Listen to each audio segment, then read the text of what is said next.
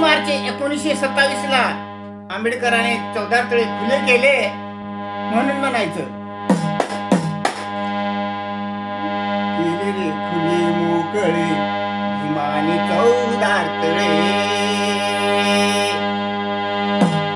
केले रे खुले मोकळे भीमाने 14 तळे, गुलामगिरीच्या तोडोनी बंधना भीमा घे पहिली वंदना, भीमा घे पहिली वंदना.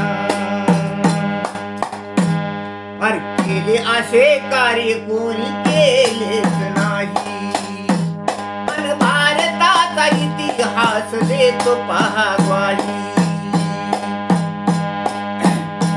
करणीला नाही अंत, तो बसला नाही शांत,